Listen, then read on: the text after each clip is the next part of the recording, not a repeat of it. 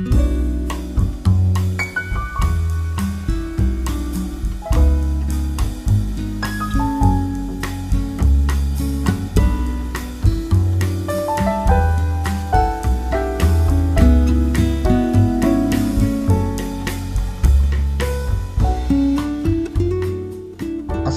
warahmatullahi wabarakatuh. Nama saya Sayyid Abdul Alim Al-Azizi dari Pendidikan Teknik Bangunan dengan NIM 2009986. Di sini saya akan menjelaskan mengenai sistem manajemen sekolah.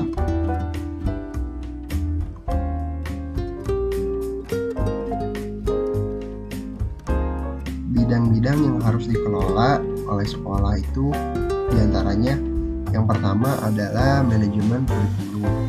Manajemen kurikulum ini adalah suatu sistem pengelolaan kurikulum yang kooperatif, komprehensif, dan sistematik dalam rangka mewujudkan tercapaian tujuan dari kurikulum. Manajemen kurikulum ini menjadi hal yang penting karena dalam menjalankan suatu sistem pendidikan tentu membutuhkan kurikulum. Yang kedua adalah manajemen kesiswaan. Manajemen kesiswaan ini adalah seluruh proses kegiatan yang direncanakan terhadap seluruh peserta didiknya agar dapat mengikuti proses belajar mengajar secara efektif dan efisien. Yang ketiga adalah manajemen ketenagakerjaan. Manajemen ini adalah kegiatan perencanaan, pengorganisasian pengarahan, dan pengendalian atas pengadaan tenaga kerja, pengembangan tenaga kerja, juga hubungan dengan perorangan atau kelompok, baik organisasi ataupun masyarakat. Yang keempat adalah manajemen keuangan.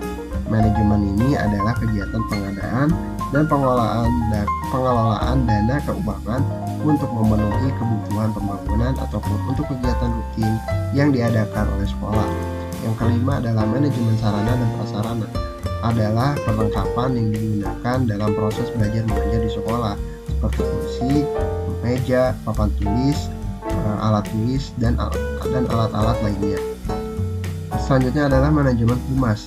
Manajemen ini adalah kegiatan yang merencanakan hal yang berkaitan dengan rasa simpati dan saling tolong-menolong untuk kesepakatan bersama.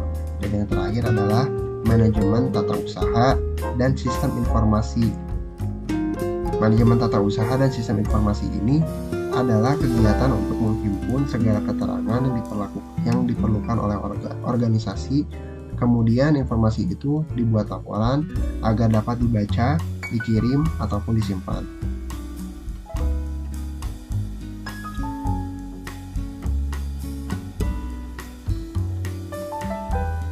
Fokus manajemen sekolah itu bisa kita bagi menjadi 3 bagian, yaitu yang pertama, input sekolah, dapat diartikan mulai dari manusia, uang, material, atau bahan-bahan, dan juga yang lainnya.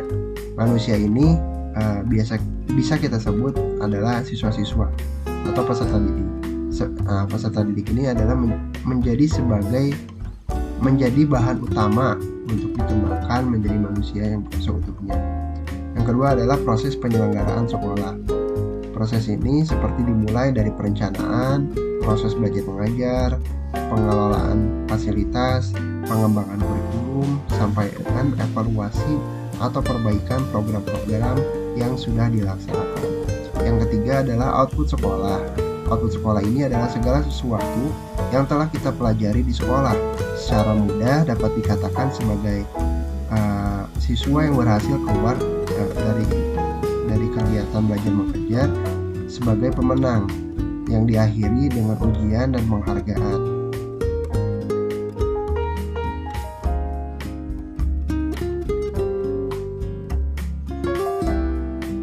Sistem manajemen sekolah itu adalah suatu sistem yang diberlakukan dalam lingkup sekolah untuk mengatur segala hal yang ada di dalamnya agar mencapai tujuan yang telah disepakati oleh bersama.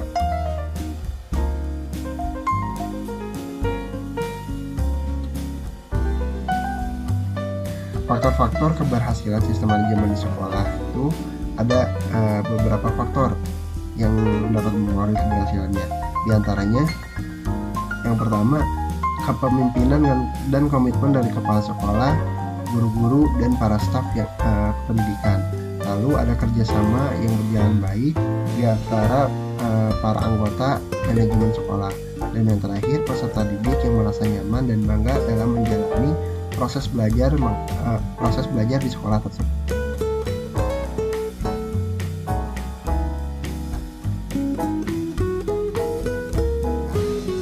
Kepemimpinan pendidikan itu adalah seseorang yang dipercaya menjadi kepala dalam suatu pendidikan dengan tujuan dapat mengarahkan dan memimpin anggota pendidikan yang ada di bawahnya untuk dapat mencapai tujuannya.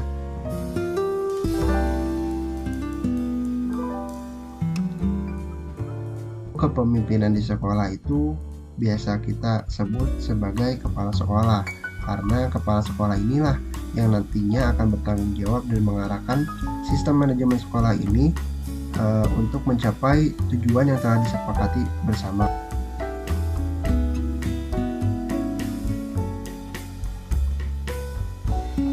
Pemimpin sekolah dapat mencapai suatu tujuan yang telah disepakati dengan mempengaruhi orang lain. Caranya adalah dengan pemimpin sekolah ini memberikan penghargaan dan hukuman kepada anggotanya yang mau dan tidak dapat memenuhi tugasnya dalam mencapai tujuan yang telah dibuat.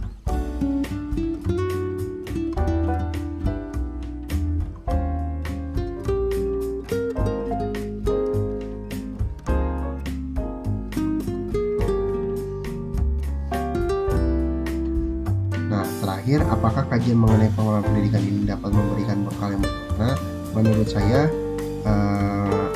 pengkajian ini bisa memberikan bekal yang berguna, karena dengan mengkaji suatu sistem manajemen sekolah ini, kita dapat lebih memahami suatu sistem dari manajemen sekolah itu sendiri, dimulai dari maknanya, orang-orang yang terlibat, tujuan, dan juga kita dapat mengidentifikasi dan memahami sistem manajemen yang baik dan cocok untuk digunakan ke depannya. Terima kasih. Mohon maaf apabila terdapat ketidaksempurnaan dan kekurangan. Assalamualaikum warahmatullahi wabarakatuh.